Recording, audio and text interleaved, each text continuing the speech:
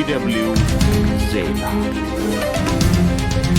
በቅድሚያም ርዕሶቹን የኢትዮጵያ የጤና ባለሙያዎች የደሞዝ ጭማሪ እንዲደረግላቸውና ጥቅማ ጥቅሞች እንዲከበሩላቸው በየሚሰሩበት ተቋማት ውስጥ ባደረጉት ሰልፍ ጠየቁ።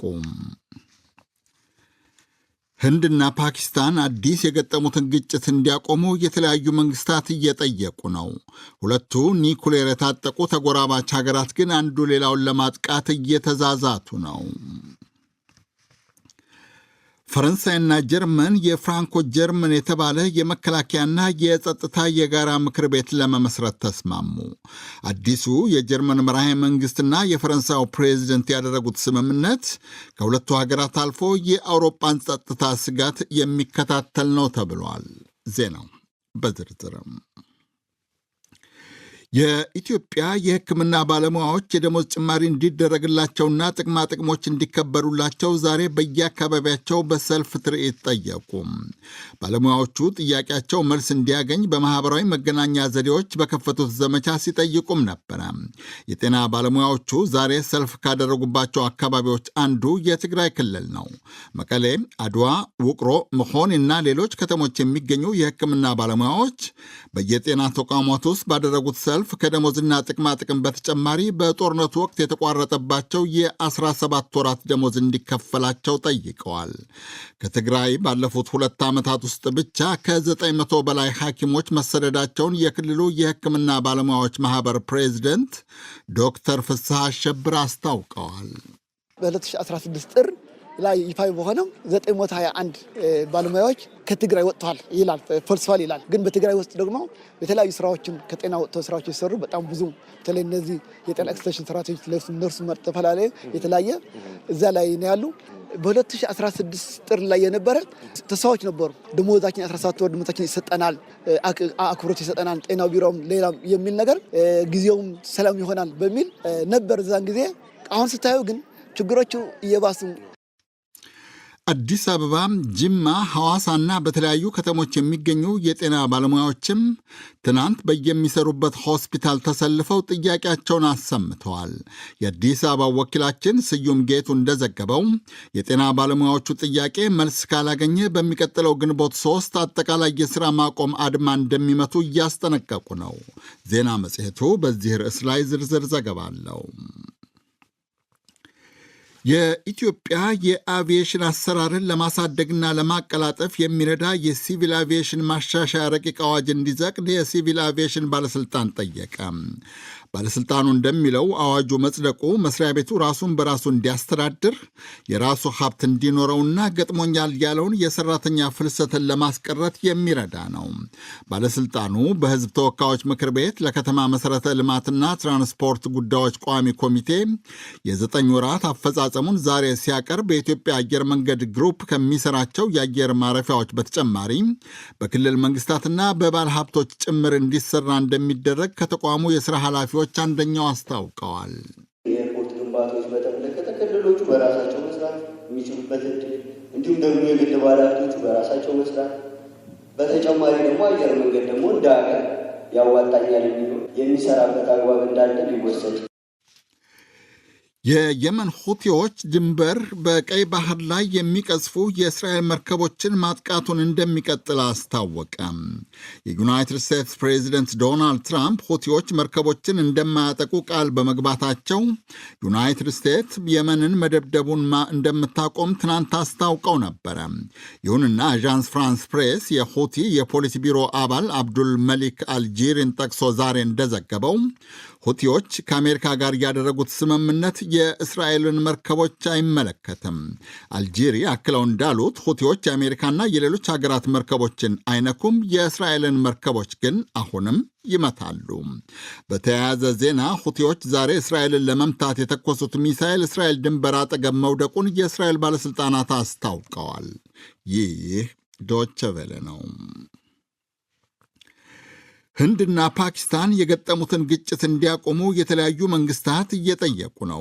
ባለፈው ሳምንት ህንድ በምትቆጣጠረው የካሽሚር ግዛት ውስጥ 26 የህንድ ሀገር ጎብኚዎች በታጣቂዎች ከተገደሉ ወዲህ ድንበር ላይ የተፋጠጡት የሁለቱ ሀገራት ወታደሮች አልፎ አልፎ ሲታኮሱ ነበረ። ትናንት ማምሻ ግን የህንድ ጦር የአሸባሪዎች ሰፈር ያለውን የፓኪስታን ይዞታዎችን በሚሳኤል ደብድቧል። በጥቃቱ 26 ሰላማዊ ሰዎች መገደላቸውን ፓኪስታን ታውቃለች። የፓኪስታን ጦር በአንጻሩ በተኮሰው መድፍ 12 ሰዎች መግደሉን ህንድ አስታውቃለች። ሁለቱ መንግስታት ግጭቱን ከማባባስ እንዲታቀቡ የዩናይትድ ስቴትስ፣ የቻይና፣ የቱርክ፣ የኢራንና የአውሮጳ መንግስታት እያሳሰቡ ነው። የሁለቱ ሀገራት የቀድሞ ቅኝ ገዢ የብሪታንያ የንግድ ሚኒስትር ጆናታን ሬይንሎርድስ በበኩላቸው የብሪታንያ ወዳጆች ያሏቸውን ሁለቱን ሀገራት ለመሸምገል መንግስታቸው ዝግጁ ነው። እዚህ ብሪታንያ እኛ የፓኪስታንም የህንድም ወዳጆች ሸሪኮችም ነን። ሁለቱ ሀገራት እንዲወያዩ ውጥረቱን እንዲያረግቡ ለመርዳት የአካባቢውን መረጋጋት ለማስጠበቅም ዝግጁ ነን። የአካባቢው መረጋጋት ለሁለቱም ጠቃሚ ነው። በግጭቱ ምክንያት እዚህ ብሪታንያ ውስጥም የሚከሰተውን ውጥረት ለማርገብ ዝግጁ ነን። ምክንያቱ ሰዎች ያዩት ዜና ያሰጋቸዋልና።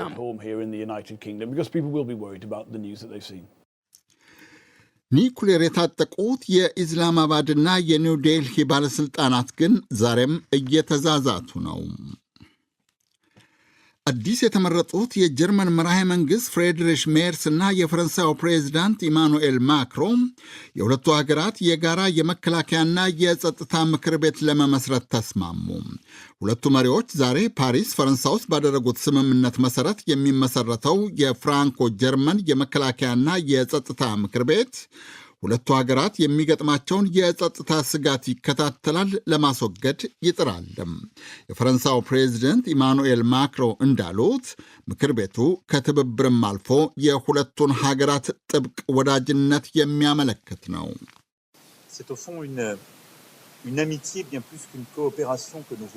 የፍራንኮ ጀርመን የጋራ ምክር ቤትን ለመመስረት መወሰናችንና የምናከናውነው ምግባርም ከትብብር በላይ ወዳጅነትን አመላካች ነው። ዛሬ ባሰራጨነው የጋራ ሰነድ በቅርብ ሳምንታት ያከናወነውም ሆነ ወደፊት የምናደርገው ሁሉ በጋራ ለመስራት ያለንን ዓላማ የሚያንጸባርቅ ነው። አውሮፓን ለሚገጥማት ተግዳሮት በጋራ አጸፋ ለመስጠት እንደ ሉዓላዊነት፣ ጸጥታና ተወዳዳሪነትን በመሳሰሉ ቅድሚያ በሚሰጣቸው ጉዳዮች ላይ በአንድነት ለመስራት ነው።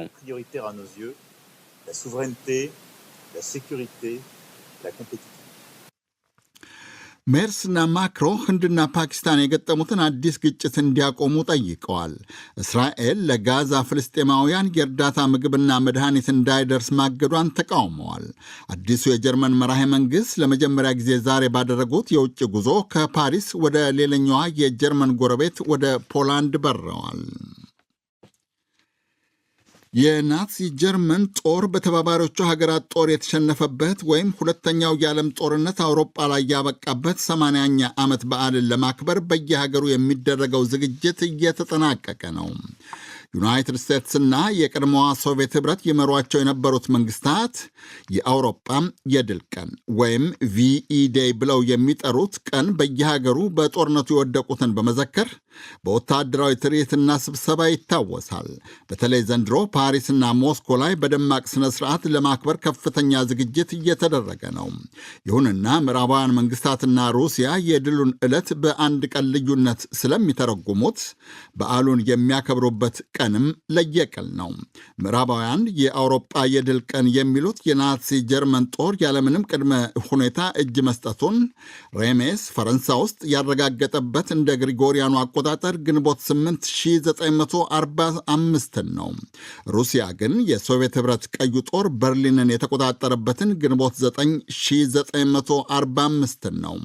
በዚህ ልዩነት ምክንያት 80ኛው ዓመት የድል ቀን በምዕራብ ሀገራት ዘንድ ነገ ሲከበር ሩሲያ የምታከብረው ግን ከነጎዲያም አርብ ግንቦት 9 2025 ነው።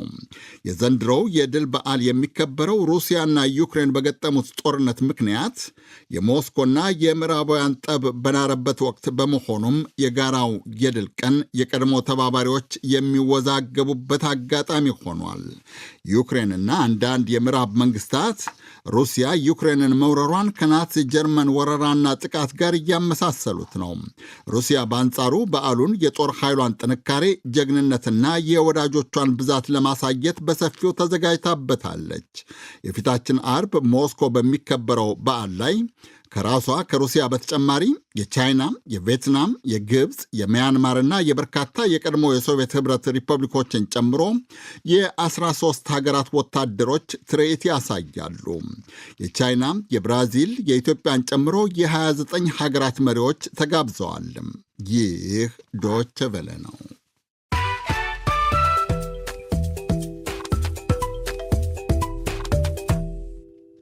ዜናውን ለማብቃት ርዕሶቹን በድጋሚ ላስታውሳችሁ። የኢትዮጵያ የጤና ባለሙያዎች የደሞዝ ጭማሪ እንዲደረግላቸውና ጥቅማ ጥቅሞች እንዲከበሩላቸው በየሚሰሩበት ተቋማት ውስጥ ባደረጉት ሰልፍ ጠየቁም። በተለያዩ ሆስፒታሎችና የጤና ተቋማት የሚያገለግሉ ባለሙያዎች እንዳሉት ጥያቄያቸው ተገቢ መልስ ካላገኘ በመጪው ግንቦት መጀመሪያ የሥራ ማቆም አድማ ይመታሉ። ህንድና ፓኪስታን አዲስ የገጠሙትን ግጭት እንዲያቆሙ የተለያዩ መንግስታት እየጠየቁ ነው። ሁለቱ ኒኩሌር የታጠቁ ተጎራባች ሀገራት ግን አንዱ ሌላውን ለማጥቃት እየተዛዛቱ ነው። ህንድ ትናንት ፓኪስታን ላይ በተኮሰችው ሚሳይል በትንሹ 26 ሰላማዊ ሰው ገላለች። ፈረንሳይና ጀርመን ፍራንኮ ጀርመን የተባለ የመከላከያና የጸጥታ የጋራ ምክር ቤት ለመመስረት ተስማሙ። አዲሱ የጀርመን መራሄ መንግስትና የፈረንሳዩ ፕሬዚደንት ያደረጉት ስምምነት ከሁለቱ ሀገራት አልፎ የአውሮፓን የጸጥታ ስጋት የሚከታተል ነው ተብሏል። የዜናው መልእክት አበቃ።